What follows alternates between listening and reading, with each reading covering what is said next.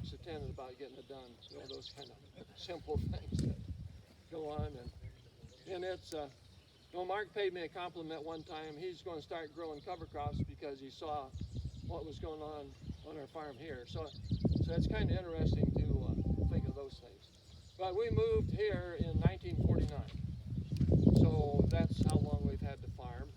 And we farmed here in 49, but we moved in October, November. I think it's October. Mom would not move in until we got electricity in the house, because the house we were living in had electricity. And the neighbor over here, he had a wind charger, so he was way ahead of us. But so we moved in, and so we grew quite a bit of wheat, especially on the hill ground. And we had this quarter here, and then a quarter and 80 to the west, where the pasture is, and then the land that goes up the highway. And we moldboard plowed. We grew wheat every year, and moldboard plowed. And then the interesting thing is that Dad would plow the ditches shut so we could combine. And we had an Alice WD with a 5-foot combine. You know, all those big things we had in those days. And so the ditches you had to plow shut, so you can imagine erosion. And about, we had a tour here about 15 years ago or 10 years ago, and we dug a pit, and down about 3 feet was a red layer about that thick, which had just fascinated me, and because I plowed through that when I was a kid, then in going through the draws. And so that's how much topsoil. I've estimated probably 15, 18 inches of topsoil has been gone from that 80, that hill ground. And where the soil pit is up there, I wanted to see that soil because I remember when I was a kid, that Longford soil would not scour when you plowed it. It was so sticky it wouldn't even slide off the plow lay. And now I can show it, and I didn't realize it's so damn bad as it is. And it's kind of amazing what we're growing up there anyway. But so we'll see that. And so the stories I tell, Saline County, Nebraska, I have an old soil survey. I wasn't here. I have an old soil survey. 1889, the average corn yield in Saline County was 48 bushel.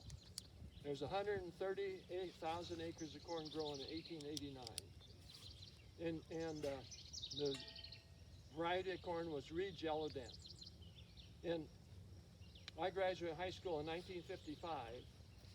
The average dryland corn yield in Saline County in 1955 was 9 bushel and about 60,000 acres of corn growing. And we're starting to plant milo in those days. And then, so a farmer from Marysville said, when I reported that, he said it was dry in 55 and 56. But the creek was still flowing, and in 30s it was dry. And we knew that, and so I went back and looked, and after the war, when the farmers were probably planting a lot of hybrid corn, the average yield dryland was 28 bushel. That was as high as it got. So here the pioneers broke this sod out, beat the hell out of the soil, and Dad had me on this bottom line. We cultivated the corn 4 times, stirring the soil to get mineralization and get nitrogen out of it so we grow corn, crop. And that's the way we farmed. And then, you go to college, and I found out you could put nitrogen on. So they started putting nitrogen on and grew better corn. And then I went to South Dakota State in 61, and they come out with atrazine, and my God, it killed the weeds. And so we really got hooked on chemicals. And after a long time, Mother Nature says, you guys have had it too easy. I'm going to make the weeds grow again. So what do we do now? And you got to diversify cropping. You got to have cover crops to compete, because Mother Nature wants something growing, and if you don't have something growing, she's going to put something out there to grow. And if you try to kill it, she's going to make it so it still grows. And it's just amazing to me. And so eventually we're going to have to learn to companion crop. We're getting close to this. And you'd say that, and what the hell are you talking about? Well, we planted alfalfa. We planted oats and alfalfa.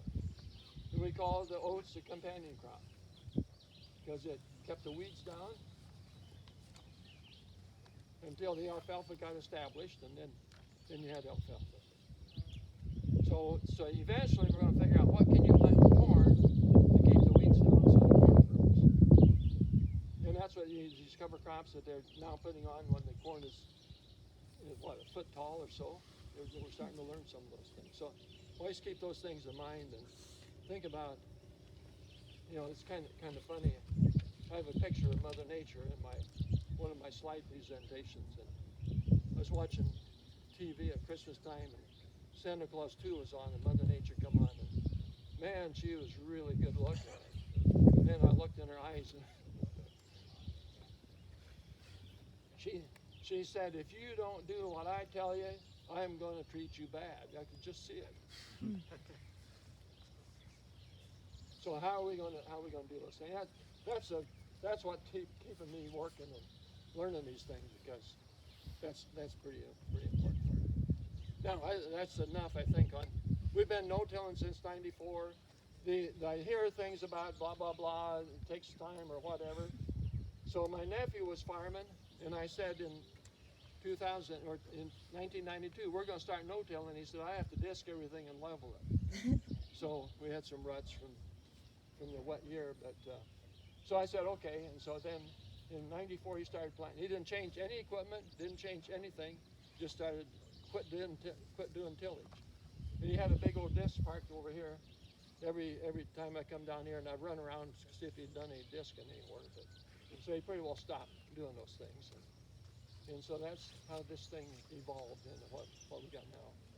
And we had little patches, I had like 20, 25 acre patches, and we were doing different things. And then Mark wanted to get bigger equipment, he had bigger equipment, so we went to kind of 80 acre fields or half quarters.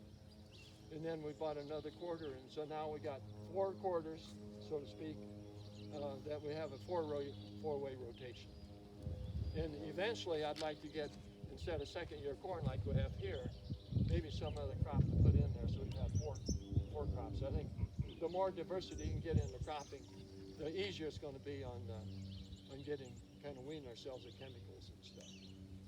And I think you still need to use some chemicals. It's just a matter of not dependent on them as much.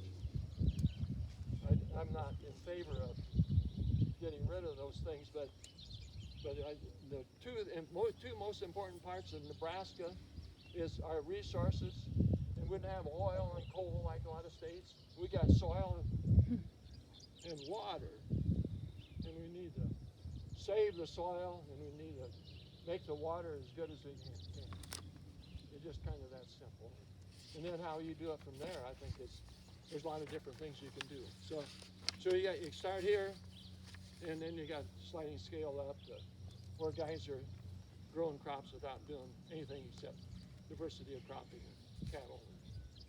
And then when you do cattle, remember that Mother Nature has turkeys and deer and all these things. So when you put this pasture in, like Gabe Brown said, he has chickens coming 3 days after the cows to eat the maggots out of the manure so you don't have a fly problem. So think about the ecology as you go along with this trip.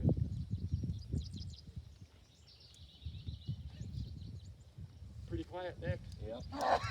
So, okay, well, I guess that will give a good time to break up. So I know Ryan said splitting up, but everyone will notice you got an A, B, or C on your name tag.